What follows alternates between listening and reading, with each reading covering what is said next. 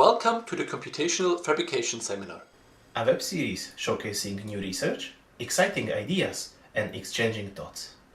Our weekly one-hour live sessions rotate through 3 different time zones and are jointly organized by IST Austria, University of Washington, and Singapore University of Technology and Design.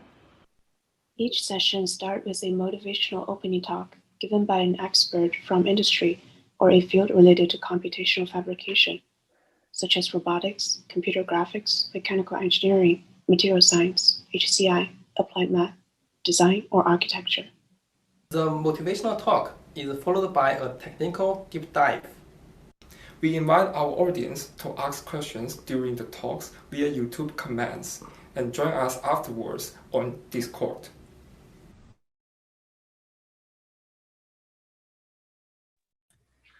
So good afternoon, my name is Michał Piłaci, and I will be the host for today, and the theme for this week is robotics. It is my great pleasure to introduce our motivational speaker, and the speaker for today is Roi Poranne. Roi is an assistant professor in the Department of Computer Science in the University of Haifa, Israel. His research interests are related to computer graphics and robotics, digital fabrication, and mixed reality. His main focus is interactive design and applications. Roi is also a member of the Computational Robotics Lab at ETH Zurich, hosted by Professor Stelian Korosh. And today his talk will be about shaping with robots. And please, Roi, the floor is yours. Thank you. Start.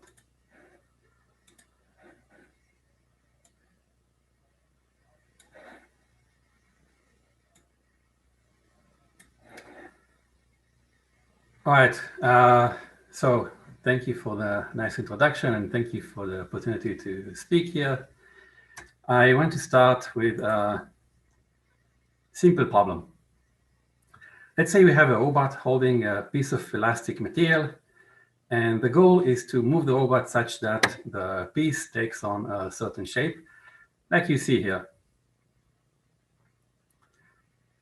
So humans have good intuition about this, right? So if I ask you to make an S shape, you intuitively know how to do it. For a robot, we need to define an optimization problem. So let's start to formalize the problem. We start with the shape, and first thing is we discretize it into a finite element mesh. We denote the node positions by X. These are also called the state or simulation variables in control theory. We also have the robot, and the variables for the robot are the joint angles U. Okay. We call those control variables. So the thing that couples the state variables and the control variables are boundary conditions, right? The way the robot holds the object. And now for every U, we can compute X by minimizing the elastic energy in the system, because every physical system wants to be at the minimum energy. Okay, so what kind of objectives should we define now? First one is a shape objective, right? So we draw the shape that we want to achieve, and then we ask to minimize something like this. Okay, so some sort of squared distance between positions.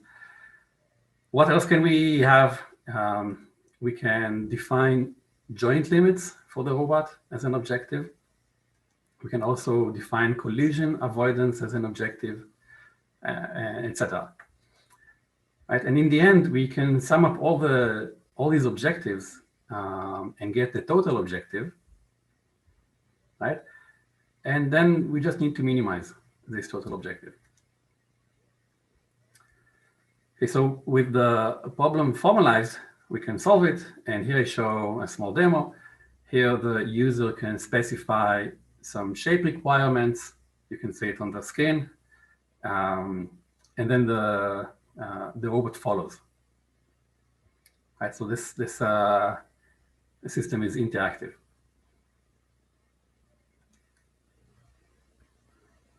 Okay, so how do we actually solve the problem? Right, so this is the problem, the optimal control problem. And I first want to note that this kind of problem is also known as a bilevel problem, and I'll talk about it more later.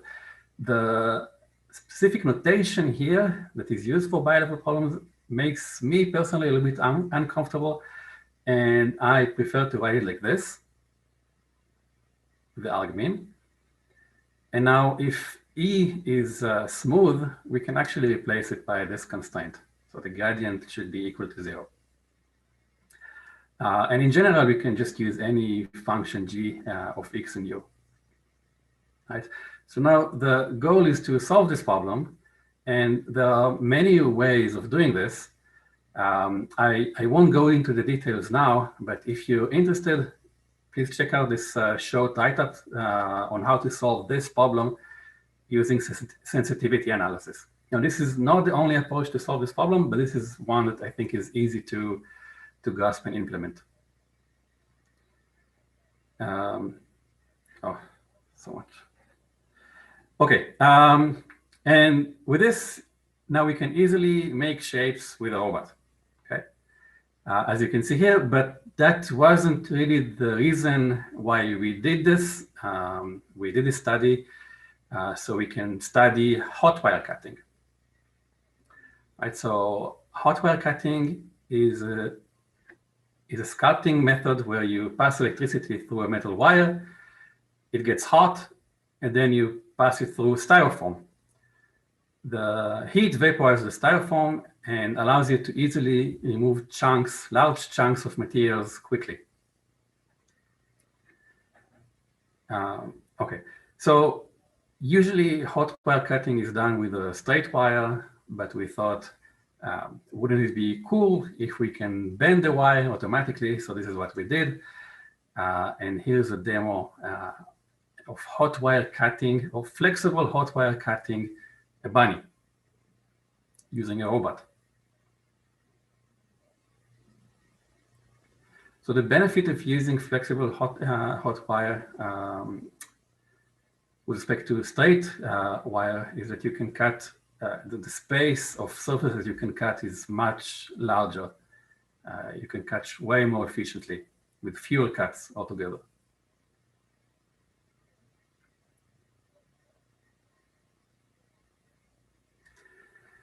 Okay, so inside, the optimization looks like this. Again, this is a bilevel problem that we solve. The goal is to find a cut surface that stays close to the target shape. Now, what you saw is that first the user provides an initial guess, and then the system optimizes it and cuts the part away. Right, so in this process continues until some threshold is achieved.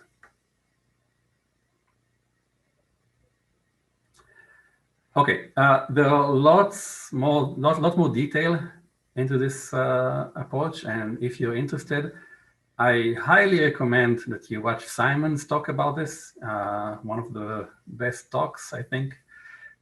You can find it here on YouTube. But now I want to go back to the bilevel problem. You can write it in a slightly more generic way like this. Right? So the variables are not specified really as control and state variables. And I just want to say that I really like expressing optimization problems like this. I feel like they're very expressive. You can do much more with just this kind of optimization. So for example, we used this formulation, a bilevel formulation for this problem, where the goal was to manipulate marionettes. Now this is a trajectory optimization problem, classical trajectory optimization problem formulated as a bilevel optimization problem. Also here, we use bilevel optimization with a method called differential dynamic programming for trajectory optimization. Here, the goal was to take this bar of foam, elastic bar of foam, and hit the block. Success. There's another example with 2 blocks this time. Also successful. Okay, so I'm not the only one who think bi-level problems are cool, there's a very good review here. And in this review, you can find this diagram that shows how bi-level problems are called in different contexts and used in different contexts. It's a very interesting diagram, in my opinion. Another review that I just want to mention because of the staggering number of papers that it cites. Okay, so more than 1,300 papers just about bi-level optimization.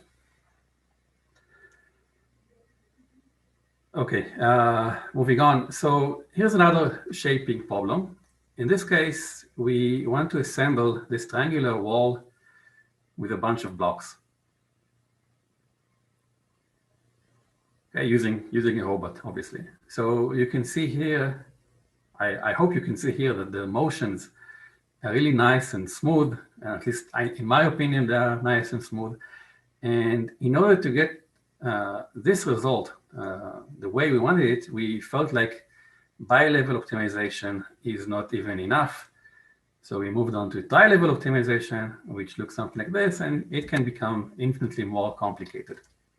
Now, the tri-level optimization in this particular case gave us more flexibility on how the robot grasps the blocks. Okay, and you can see the difference here. Maybe it was too fast. Let's see, watch it again. So on the left side, the robot always grasps the block in the middle of the block.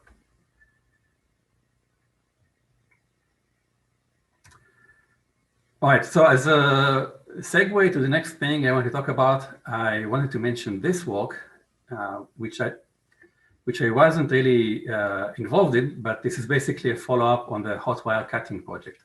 So in this case, they cut clay.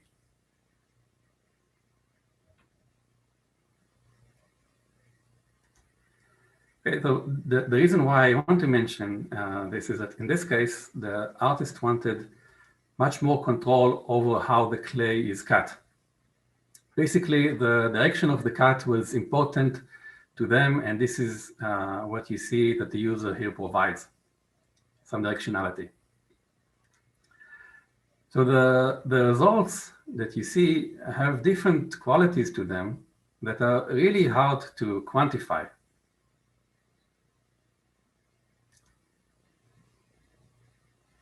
Okay, so, and this is something I see very often in design problems.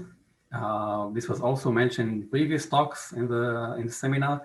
So I want to give my 2 cents about this. I would say that there are 2 types of design problems. There are goal-driven design problems and exploratory design problems. And the difference is that for goal-driven design, the objective is known in advance.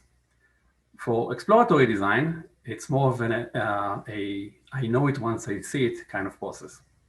And I'm sure a lot of you have encountered that before.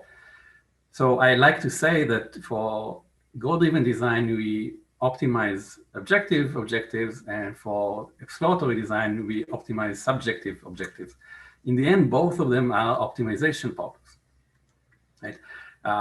If the goal-driven design is fast enough, if this optimization is fast enough, you can also leverage it for exploratory design. And this is something just one second, yeah. This is something I pay special attention to in my work, and this is why in most of my work, I try to achieve what's called human-guided optimization, human-in-the-loop optimization. There are different terms for this. So this is an interactive design system where the computer optimizes objectives and the user optimizes the subjective objectives. Okay. So for working together with a robot, you can do the same thing, but I was wondering whether we can do that, okay, the human-guided optimization system, where the user controls the robot from the inside. In other words, can I become the robot? So let me show you what I mean. Here you can see me using a HoloLens to kind of possess a robot hand. As I move my hand towards the robot snaps onto my hand and starts following my motions. So what I'm trying to do here in this experiment is I try to use the system to stack two cubes on top of each other. And you can see here that I'm struggling quite a bit. Okay, this is because the robot doesn't understand what I'm trying to do, right? So nobody is optimizing the objectives. So for that, we set up a system we like to call task autocorrection that attempts to understand what the user is intending to do in real time, and then does it. So here I go into position in VR. And here's another view. What I try to do here in virtual reality is to pick blocks and place them on the table. Okay, so this goes towards the same assembly problem that I showed before. But here there's no specific assembly in mind. Now the differences between with and without autocorrection are very, very subtle. But if you pay close attention, you can see that without autocorrection, when I place the blocks on the table, I actually place them inside and through the table. Right? And if this was real life, I would probably break the robot's gripper. Right? On the other hand, on the right-hand side, the blocks are placed neatly on the table.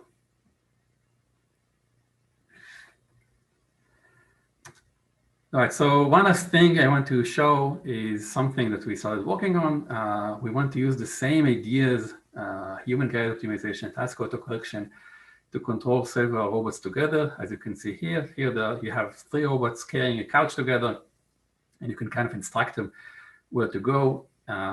We experimented with different scales here,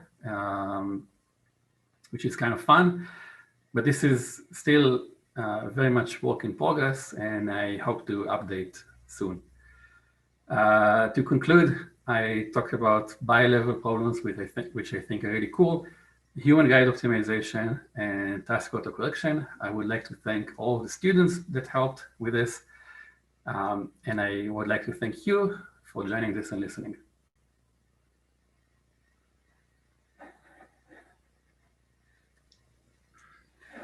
Thank you very much, Roi, for the inspiring talk. And I would like to remind the audience to post their questions in the YouTube chat for a joint question and answer session at the end of both of the talks. And today, our deep dive speaker is Tao Du. Tao is a final year PhD student in computer science at MIT Computer Science and Artificial Intelligence Laboratory, advised by Professor Wojciech Matusik.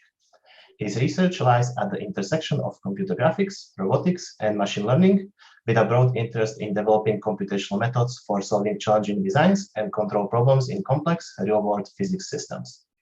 His work has been published at top-tier computer graphics, robotics, and machine learning journals and conferences, and has been covered by multiple media outlets. And he will give us a deeper view on differentiable simulation methods for robotic agent design.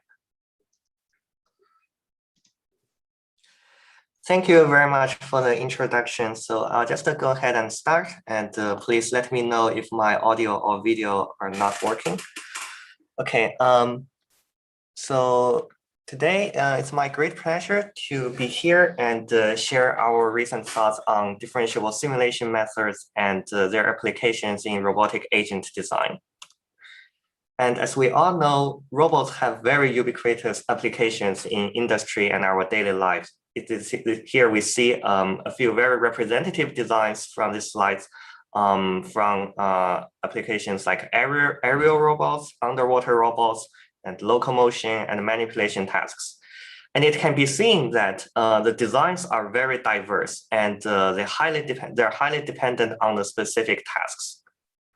And the fact that these non-uniform and non-systematic robotic designs also indicate that designing such a robot requires lots of domain-specific knowledge and human expertise.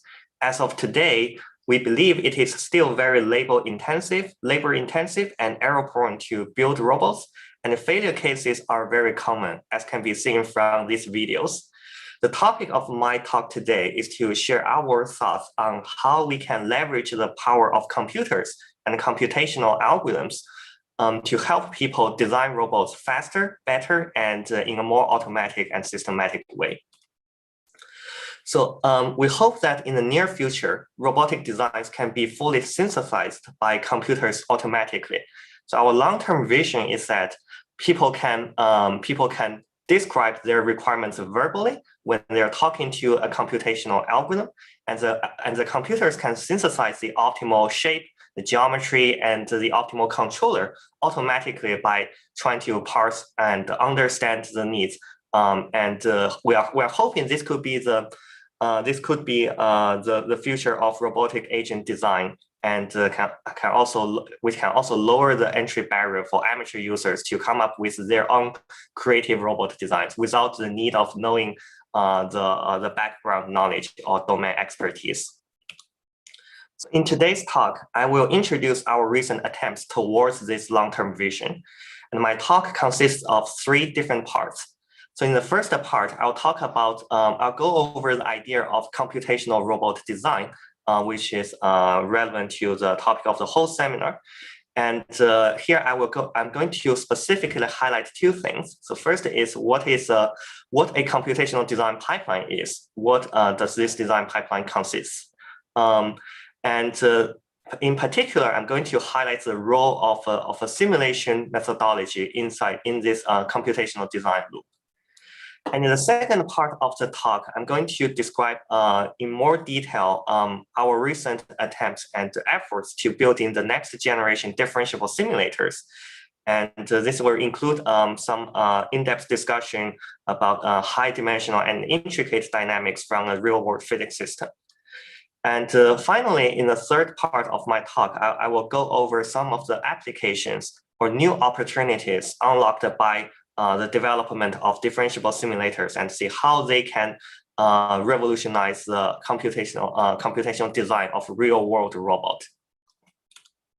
So let's start with the foundation.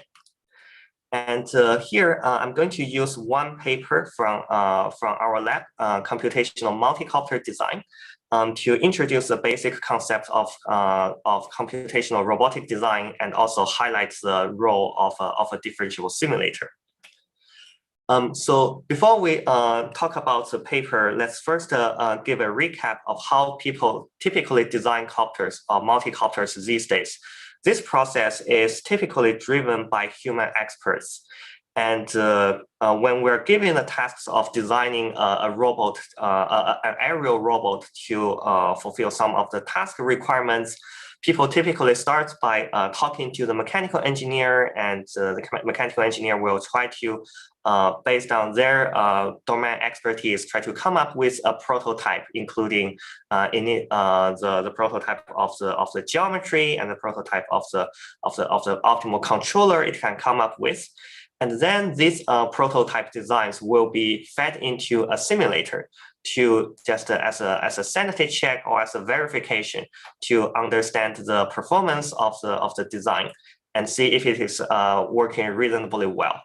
And after this sanity check, people will move on to the flight test or the real world experiment. And this will gather data, and people will try to read and understand the flight log. And then comes the domain expertise or the human expertise in this loop. And typically people will, after we conduct the flight test, we will start comparing the results estimated in simulation and the data gathered from the real world experiment. We will analyze the difference and try to understand what could be improved and what can we do better in terms of the design and the control. And this kind of the suggestions or comments on the improvements will be fed back into the beginning of the design iteration. And then we'll use that to improve our design.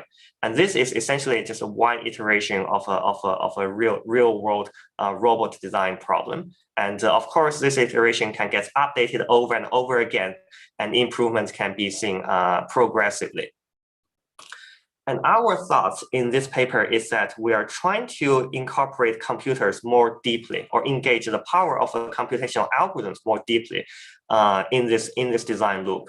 Specifically, we are leveraging a differentiable simulator tool, and we're using the gradient information returned by the differentiable simulator to, in the hope that they can replace the analysis part from human experts.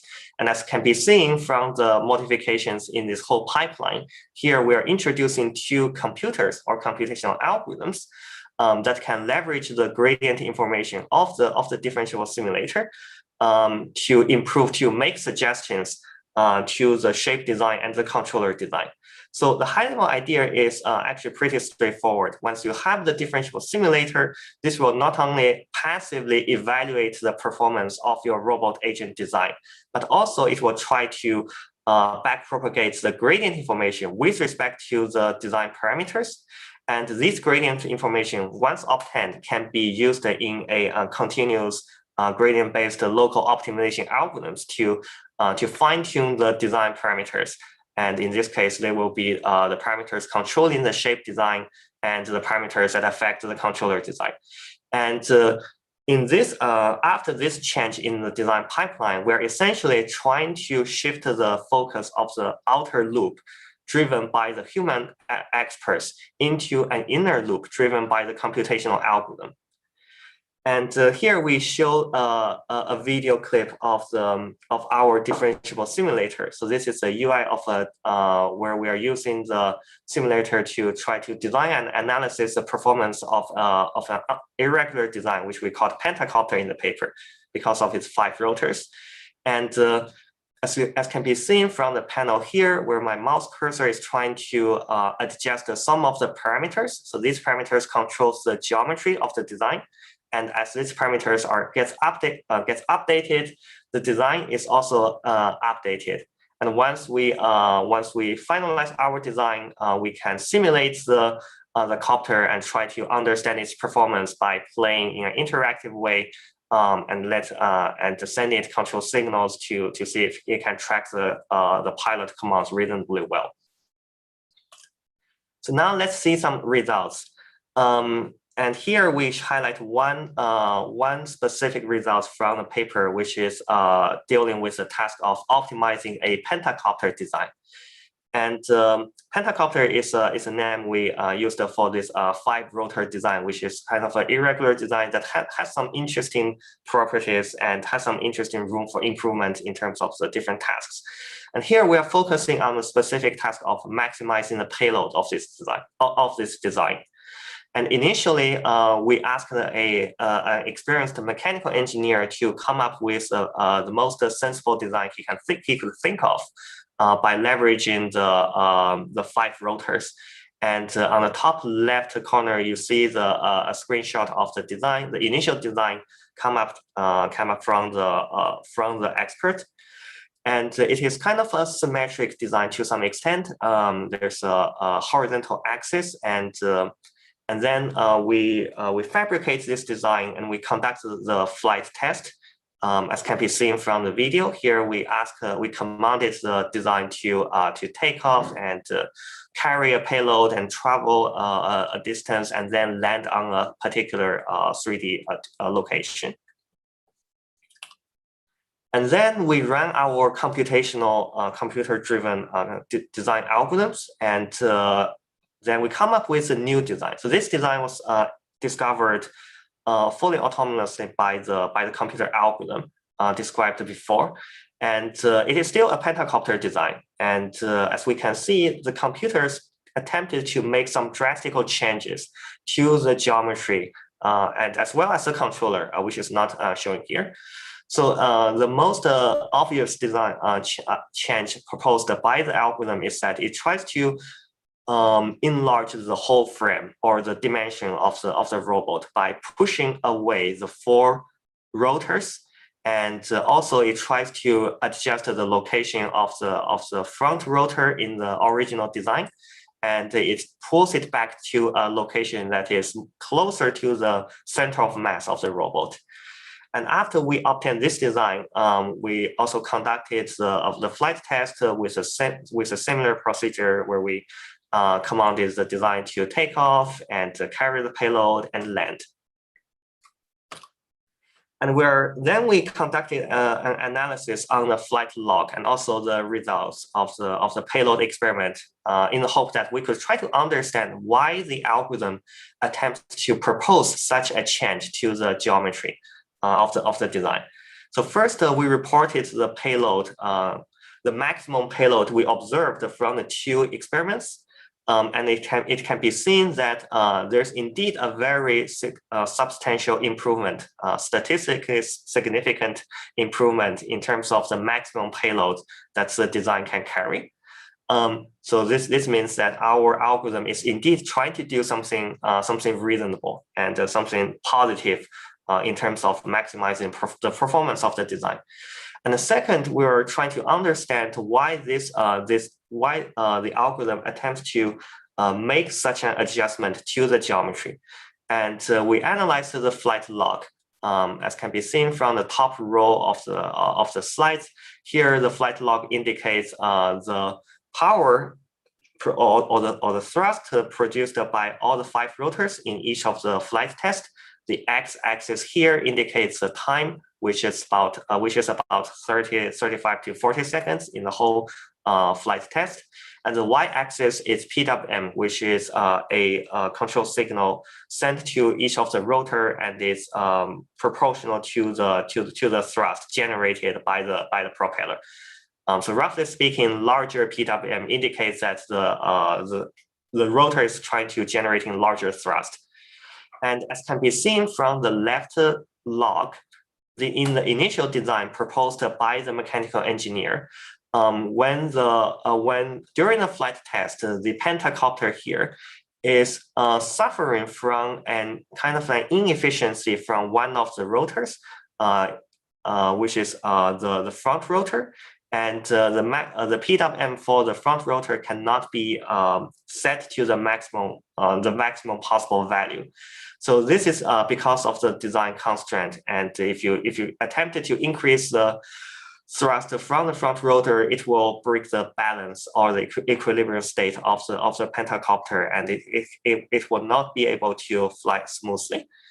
And the computational algorithm we developed in this paper kind of realized this inefficiency, and it made the adjustment to the geometry and the location of the rotors and also the size of the rods, so that after these updates,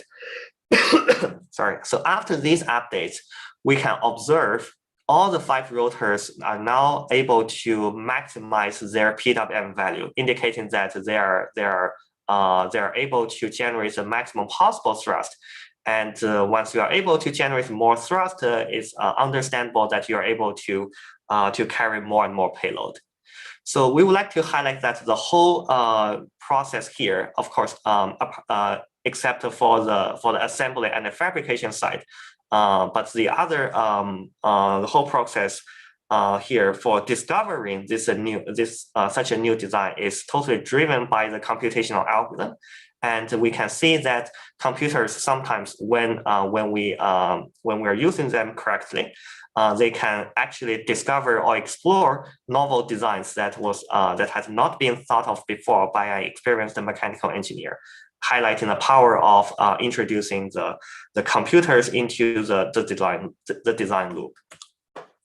So to summarize this part, in this project, we discussed the computational methods, and we discussed the computational robot design pipeline, which tries to change the whole design procedure from iterating by human to iterating by computational algorithms. And we noticed that in the whole computational design pipeline, the differentiable rigid body multi-copter simulator we developed plays a central role in driving the updates in the algorithm to the shape parameters and also the controller parameters. Specifically, it provides gradient information to unlock the continuous optimization algorithms to improve the design. So the next question we want to ask after this project is that if we are able to use a differentiable rigid body simulator to improve the design of a multi-copter, we would like to understand whether it is still possible to extend the success to other more complicated or more sophisticated physical systems. And specifically, we're asking the question whether a more sophisticated differentiable simulator for physics systems like fluids or soft body systems or multi-physical systems can also benefit the computational design tasks for more complicated software or underwater robots. So here comes the second part of my talk, which is going to highlight some of our attempts to developing the next generating differentiable simulators for intricate and high degrees of freedom physics systems. And the message we're trying to convey in this second part of the talk is that while it is well understood that you can conduct chain rule or sensitivity analysis or applying the adjoint methods or applying a combination of all of these very mature mathematical tools to augment a forward simulator with a differentiable with a gradient information. But we want to highlight in this section that deriving gradients, particularly for systems with lots and lots of degrees of freedom, can be both a science and an art. Specifically, the art part comes from the fact that when we are dealing with a large-scale, high-dimensional physics systems, we are typically required to solve large and sparse numerical problems when conducting both the forward simulation and also the sensitivity analysis needed for calculating the gradients. And computing such gradient information can be an art of recognizing the numerical patterns or leveraging some numerical or mathematical tricks to further speed up the computation of backpropagation or sensitivity analysis creatively. And here I'm going to use one example to demonstrate this idea. So this is also a recent work from our lab in collaboration with my lab mates. And in this project, we're dealing with the problem of developing a differentiable and robust and faster soft body simulator for soft robotics research, which could include applications in underwater exploration or soft robot manipulation, tasks like this. And the motivation behind this development is that we noticed that for high-dimensional physics systems like deformable body simulation or fluid simulation, people kind of know how to speed up forward simulation very well. There have been tons of SIGGRAPH papers on this topic, and lots of numerical methods have been proposed, like doing model reduction or doing projective dynamics or developing new data structures for efficient calculation of the in the forward simulation. And the idea in this paper is that we're asking ourselves, can we borrow these very mature techniques to speed up backpropagation or sensitivity analysis in the procedure of developing a differentiable simulator for these physics systems? And our answer tends to be yes. And we'll demonstrate this idea with one particular numerical trick called projective dynamics in this paper. So at a high level, the development of this differentiable deformable body simulator can be summarized in just one page. So we started by reviewing the forward simulation, and here we are considering implicit time integration in a deformable body simulator. And essentially, this is equivalent to finding the root of the following nonlinear system of equations. Here, x indicates the position of each of the vertices in the system, and v indicates the velocity information. And here, I indicates the time step, the time index, and h is the time step. And f encodes the internal forces from the elastic energy. And solving such a nonlinear system of equation at each time step typically requires lots of calculation, particularly for systems with lots of degrees of freedom. And a common practice is to leverage an iterative solver and linearizing the system frequently. This is essentially the Newton's method. And the bottleneck in this computation is that every time when the location of the robot gets updated, we need to redo the linearization, and also we need to redo the expensive prefactorization or preconditioning for the new linear systems of equations. And one common trick in expediting the forward procedure is called projective dynamics, which is of course with some certain assumptions on the elastic energy or on the property of the systems. It proposes to speed up this process by splitting the matrix into a constant matrix that can be prefactorized and a residual matrix, which can be parallelized across different finite elements. And we show in this project that the same numerical idea can also be used to speed up the sensitivity analysis or backpropagation when we attempted to develop the differentiable version of the forward simulator for deformable body systems. So does this idea really work? To verify this, we first conducted some benchmark tests. Here we used a very classical example called the cantilever beam, where we first twisted the beam and then we set it free, and we observe the beam gets back to its original rest pose. And we use this very simple example to first benchmark the time spent by a traditional method. We're using the Newton's method with two very classical solvers to calculate both the forward simulation and also the backpropagation conducted by a combination of adjoint methods and sensitivity analysis and the chain rule. And we also, on the very right of the video, what you can see is a version of conducted by diffpd, which is our method, which is a faster version of the classical method, and we reported the time spent on one round of forward simulation plus one round of backpropagation, and it can be seen that by leveraging this numerical idea to the backpropagation step, we're able to maintain the speed up we inherited from forward simulation from projective dynamics, as can be seen from the comparison between the time spent by diffpd and the time spent by Cholesky factorization and preconditioned conjugate gradient methods in Newton's method. The next, we are showing a few applications unlocked by that can be accelerated by using the diffpd algorithm. And the first example we show here is also a classical example in robotic control. And here we are building this, we call this a torus robot, which is a terrestrial robot.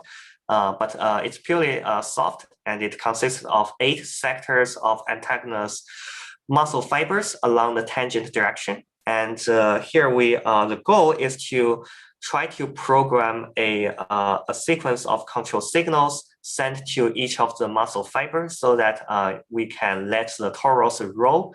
And by leveraging the interaction or the contact between the underlying ground, and we hope we can find the optimal control sequence to let the torus roll forward as fast as possible.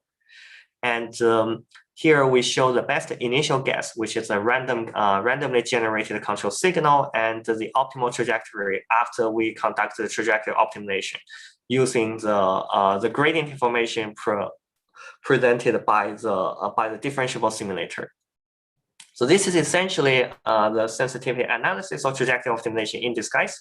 But we would like to highlight the fact that once we have a faster way of calculating the gradients, we're able to speed up the whole optimization process by a large margin, as can be seen from the comparison between diffpd and also the two classic Newton's methods.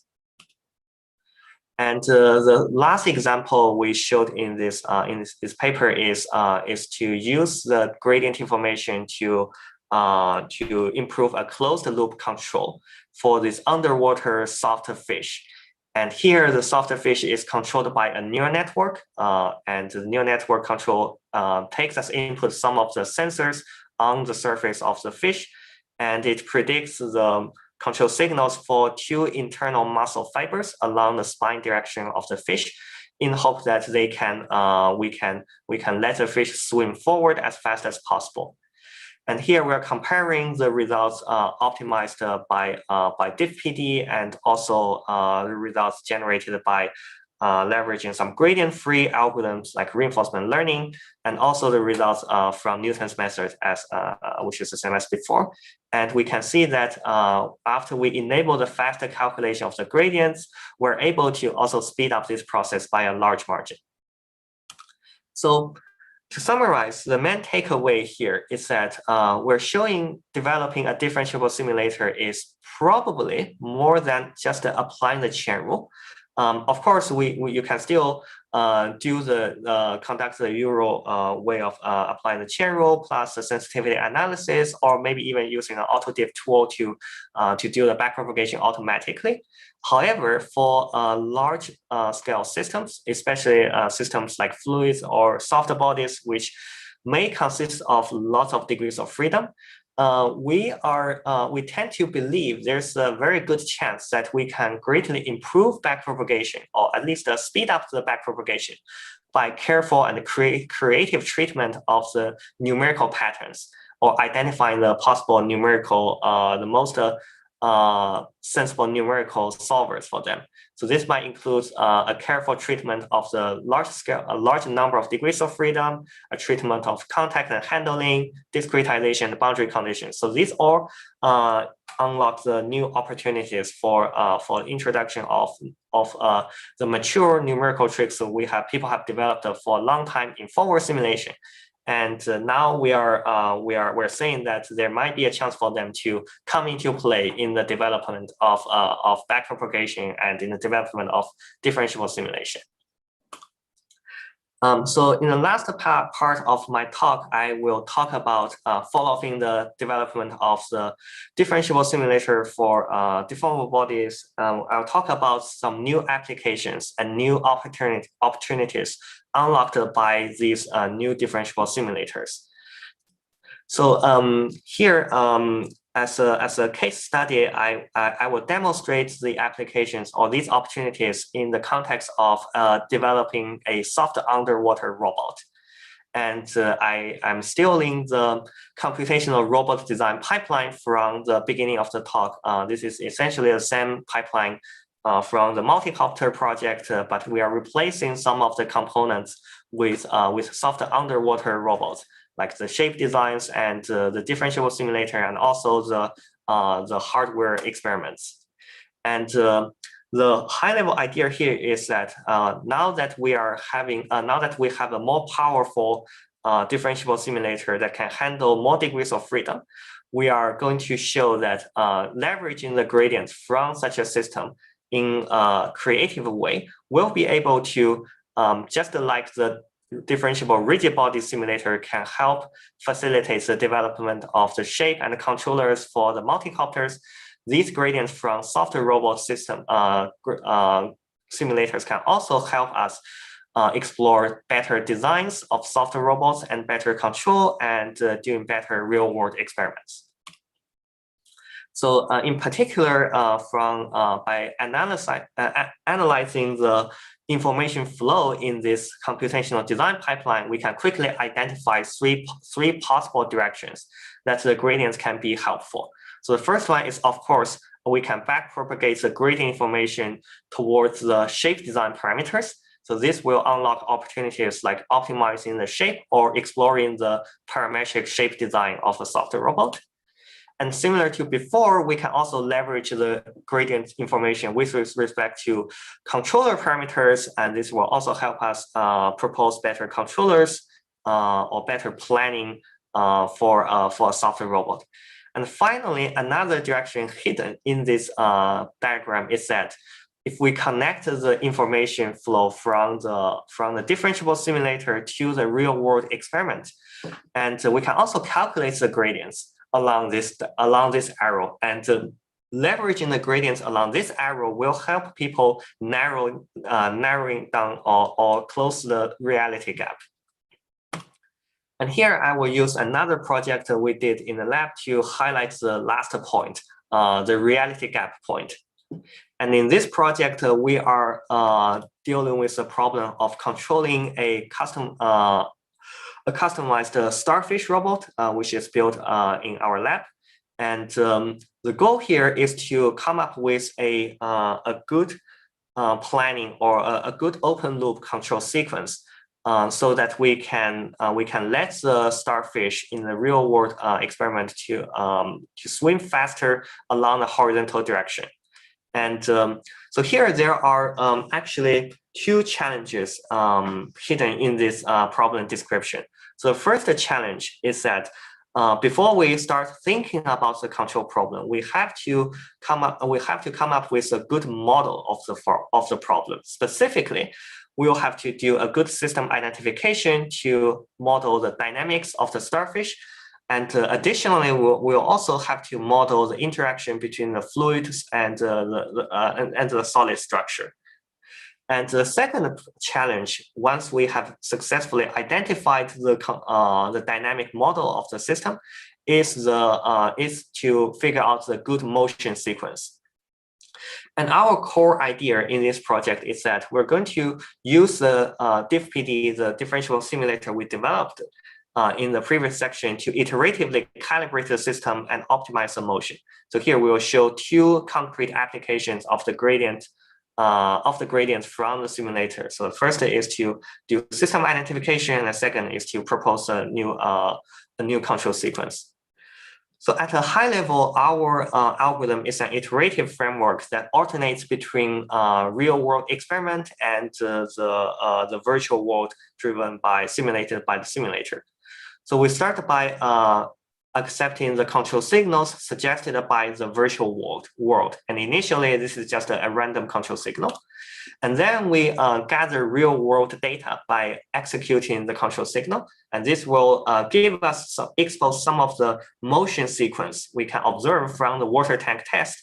And then this motion sequence, this motion information will be fed back into a simulator. And they will be used to do system identification, and this is where the gradient information can come into play. And once we use the system identification to improve our guess of our modeling of the dynamic system, we can propose a new open loop control sequence, and this will then be sent to the real world experiment, closing one iteration of the whole algorithm. And we repeat this algorithm over and over again until we observe convergence. So does this idea work? To verify this, we are conducting we're running the whole algorithm for 4 to 5 iterations until we observe convergence. And here, this video highlights the performance in both the software platform, the differential simulator, and also the hardware experiment or the water tank test. And here we probably should focus more on the hardware test, as this is our ultimate goal in this project. And as can be seen from the videos here, as we iteratively improve our guess of the dynamic model and proposing more and more efficient control sequences, we can observe the starfish in the real world water tank test is able to travel for a longer and longer distance within the same amount of time. So this is essentially indicating that our computational algorithm is making a good progress, and it's effectively improving the performance of the starfish robot. And we would also like to highlight that such an improvement will not be possible without the iterative design of the algorithm. Specifically, if we only execute the whole algorithm for just one iteration, we will not be able to observe too much progress. So this is because initially we are not able to come up with a very sensible control sequence as the control signals executed on the real hardware. And therefore, if we only gather the motion sequence from such an sorry, from such an inefficient control sequence, we're not able to observe the high dynamic motion. So we're not able to observe the dynamic motion for high-speed movement. And even if we are overfitting the dynamic model for this low-speed movement, this will not be very helpful in the later stage for us to understand what's the best control sequence would be for a high-speed motion. Therefore, essentially, you can think of this iterative algorithm as a procedure that keeps reinforce the guess of the dynamic model and also reinforce the guess of the control sequence. And another question we are asking ourselves is that whether this proposed differentiable simulator can help us narrow the sim-to-real gap. And here we are doing a quantitative analysis on the horizontal motion of the center of mass of this starfish. And the two curves here indicate the simulated center of mass and the actual center of mass. And this shows their horizontal offset and how they progress throughout the whole time during in the experiment. And the two things we noticed that is, although there are still some discrepancies between the sim and the real motions, but we do observe that they are agreeing on roughly agreeing on the offsets, especially for the final offset predicted at the end of the experiment. And the second observation is that if we look closely at the local motion sequences, we notice that the simulator correctly predicts the cyclical motion patterns highlighted by the two red blocks. So in other words, if we could shift vertically the two curves by ruling out the accumulative offset error, there's a good chance that the motion predicted by the simulator can match the motion we observed in the real world experiment. So this highlights the fact that the differential simulator or the gradient information can indeed be used to narrow the sim-to-real gap and get a reasonable estimation or improvement. So to summarize, here we are showing that a differentiable simulator can be a very powerful tool in robotic agent designs, especially once we have this differentiable simulator for deformable body or high-dimensional physics systems. We're also able to unlock new opportunities in shape optimization, control optimization, or system identification, or narrowing the sim-to-real gap in this new field. So now let's conclude the content of the whole talk.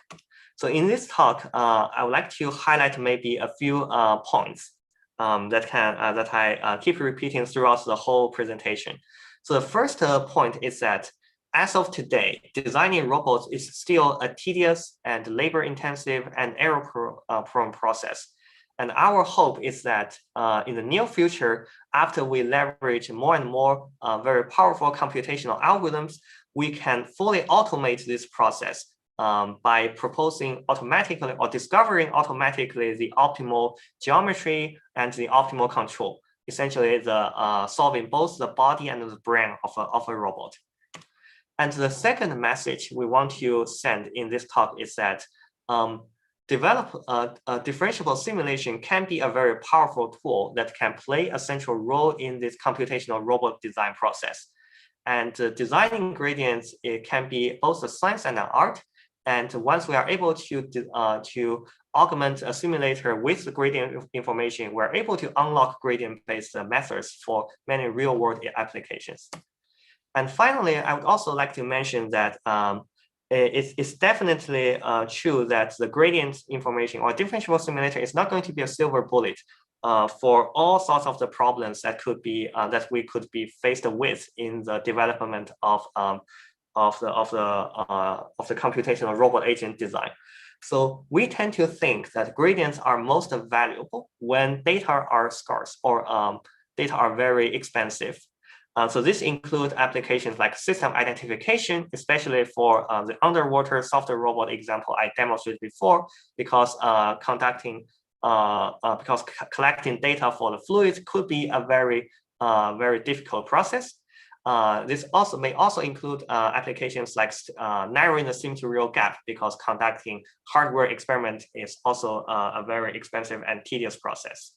And also it definitely includes applications like optimizing parameters in high-dimensional systems, especially for systems with deformable body or softer bodies and fluids. So in the end, I would like to thank my collaborators in all the papers mentioned by this talk, and also giving credits to the images and the videos. And finally, I would like to thank you for your attention, and I'm happy to take questions. Thank you very much for your talk. And we still have a couple of minutes for a joint Q&A. So the first question is for Roy. With regards to the tri-level or actually n-level optimization, is there an intuition for what kind of problems are specially suited for a particular level? Or if I have a problem, how do I decide the level and level of optimization to use? That's a very good question. And I can talk about this for quite a bit. The brief answer is that it really depends, okay? As always. In the case of the assembly project, we had smoothness at the top level, and then the grasping position on the middle level, and then the exact point on the block that we grasp on the bottom level. Right? We reason about this in the paper, but it will take me a little bit longer to fully answer this question. Okay, so then I think we can leave it for the post-talk discussion in Discord. Yes. Then a question for Tao. Is it possible to use differential simulation in design problems where you would have a design that you would like to evolve over time, let's say by adding some parts or modifying certain parts of the design to better tackle some objective? Yeah, this is also a great question, and my answer tends to be yes. And in fact, I think for some of the projects that I talked about in this project, we have already scratched the surface of using gradient information from a differential simulator for optimizing the design. So one example is a copter project where the geometry of the copter is indeed optimized by calculating the gradients with respect to the parameters like the length of the rod or the orientation of the rotors. And another project that I did not mention mention too much, but we also used the gradients to design the geometry. Is the one called diff awkward, which I showed briefly in the talk. So for that one deals with the problem of designing the surface of a soft underwater fish. And for that one, we will also calculating the gradient information with respect to the control parameters that control the evolution of the surface of the fish.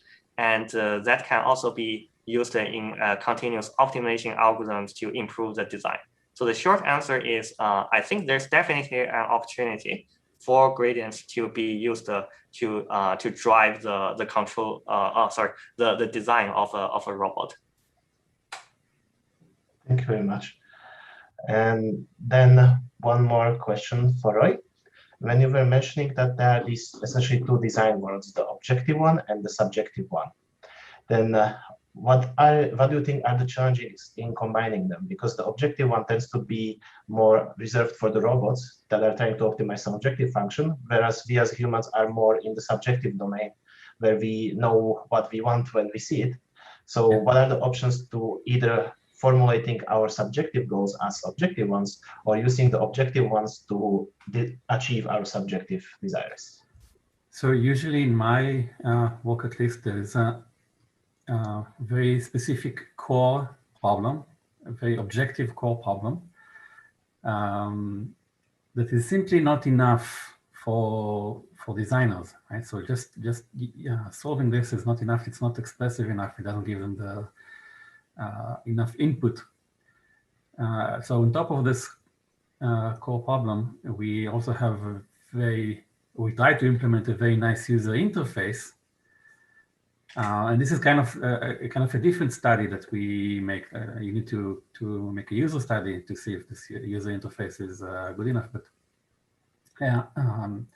having a powerful user interface, this is, to me, the method for solving subjective or minimizing subjective objectives. I see.